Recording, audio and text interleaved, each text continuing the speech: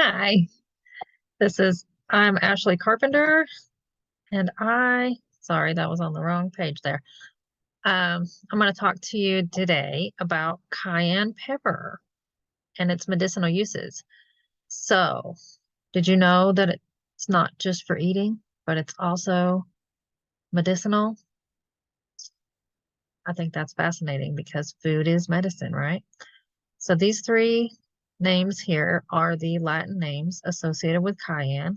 They're used interchangeably. I think these first two are used most often. The fruit or pods are used for medicinal use, which is the pepper here itself. They're very hot and spicy and pungent. So, capsaicin is the most potent constituent in cayenne peppers. Some of you may have heard of capsaicin cream. That's used to relieve pain. And not only is it medicinal, but it's also very nutritious, which we already know, right? Because a lot of people eat them. So it contains vitamins C, A, and some B vitamins, magnesium, potassium, and calcium. It's a good source for that. And it's also good as it contains phosphorus, iron, fats, and protein. It's a cardiac stimulant, which means it directly benefits the whole circulatory system because it stimulates the strength of the pulse and it increases the activity of the arterial and vascular systems. It's a circulatory system tonic, which means that when it's used in the correct amount, so the correct dose over a period of time, it can balance blood pressure, improve circulation, and assist arteries, veins, and capillaries in regaining elasticity. And I think that is wonderful. It's used medicinally for arthritis, asthma, bleeding, burning sensations, chilblains, chills, high cholesterol, colds, cold extremities, colic, constipation, cough, cramps, dyspepsia, arrhythmia, fibromyalgia, flatulence, inflamed gums, heart irregularities, hemorrhoids, herpes, lethargy, mucus accumulation, neuralgias, including shingles and diabetic neuropathy, osteoarthritis. It's used for pain relief, pruritus, psoriasis, rheumatism, rheumatoid arthritis, shock, skin lesions, toothache, sore throat, mouth ulcers, varicose veins, vomiting, weight loss, and for wounds. Its therapeutic actions include all of these. It's an adjuvant, an alterative, analgesic, anodyne, anti-arthritic, antibacterial, anticatarrhal, anti-hyperlipidemic, anti-inflammatory, antioxidant, anti-rheumatic, antiseptic, antispasmodic, antiviral, and astringent, carminative.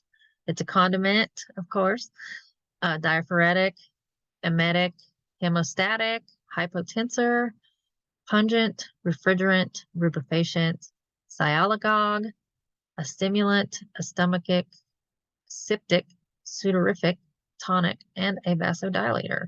And this is pretty common because it's kind of pretty much states that as its cardiac stimulant and in its circulatory system tonic use. Septic means that it stops bleeding, so that's where it's good for bleeding wounds. You can put it on there and stop bleeding. Anodyne is pain along with analgesic, but this helps with teething pain and tooth pain. It's just a few. It's anti-inflammatory, so it's good for the arthritis. Antispasmodic is good for any kind of spasms inside the gastrointestinal. And that's just a few. I'm not going to go over all of them right now. Preparations and dosage. Cayenne and can be prepared as a cream and used topically up to 4 times a day. It can be prepared into an infusion, and you would use 1/4 to 1 teaspoon 3 to 4 times a day. It can be made into an ointment and used topically up to 4 times a day. The powder is 1/4 to a 1/2 teaspoon encapsulated 3 to 4 times a day, which means cayenne capsules. And it can be prepared as a tincture, and 0.3 to 1 milliliter 3 to 4 times daily is used. You don't ever want to exceed the recommended dosage or any herb because it can promote side effects. With this one, if you use it in excess, it can cause gastrointestinal irritation. And it can benefit the gastrointestinal system, but if it's used in excessive amounts, then it's counterproductive. Side effects include sweating, flushing of the head and neck, lacrimation, which means crying. It produces tears, headache, faintness, and rhinorrhea, which I think is probably the most common because anytime I eat a spicy pepper, my nose tends to run.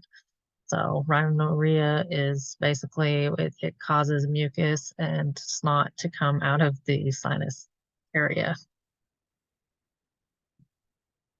Its contraindications: do not use topically near the eyes. Oh, and that's a good thing too, because so here's what I wanted to say about using the cream.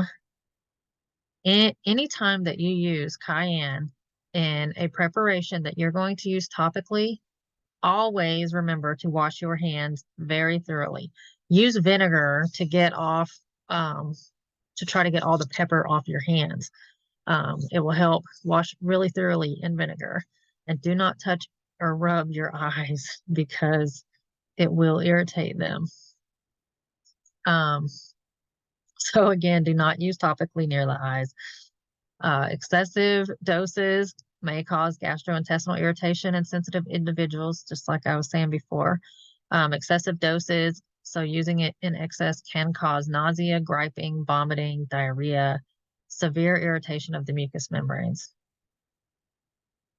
And using cayenne may increase the effects of prescription drugs because it slows down the elimination of pharmaceuticals. And then this is important information here too, because if you're taking any drugs or supplements, cayenne does have interactions with anticoagulant and antiplatelet drugs, herbs, and supplements. So if you're taking cayenne, don't use them concurrently with anticoagulant or antiplatelet drugs, herbs, or supplements because it increases their effect and risk of bleeding. So some of the herbs that are also anticoagulant, antiplatelet, this isn't all of them, this is just some, are angelica, clove, danshin, garlic, ginger, ginkgo, and Asian ginseng. And this doesn't mean like if you're cooking cayenne, don't cook it with garlic or ginger. It means if you're taking it internally as a tincture or a capsule for medicinal purposes, and then don't use garlic or ginger or any of these in that manner for medicinal purposes also. Antihypertensive drugs, cayenne should not be taken concurrently with blood pressure medication because it can interfere with its effectiveness. Hypoglycemic drugs, herbs, and supplements should not be used in simultaneous use with cayenne because it will increase the risk of hypoglycemia. Some of these herbs include bitter melon, ginger, goat's rue, fenugreek, kudzu, and willow bark. And do not use cayenne if you're taking iron supplements or if your body does not absorb iron well, because cayenne contains polyphenolic compounds that combine to iron and inhibit the absorption of iron. So taking it with an iron supplement is ineffective because your body won't absorb it. Um, so that's all I've got for you today. So my reference is my college textbook for Herbal Materia Medica. And I thank you for watching the video.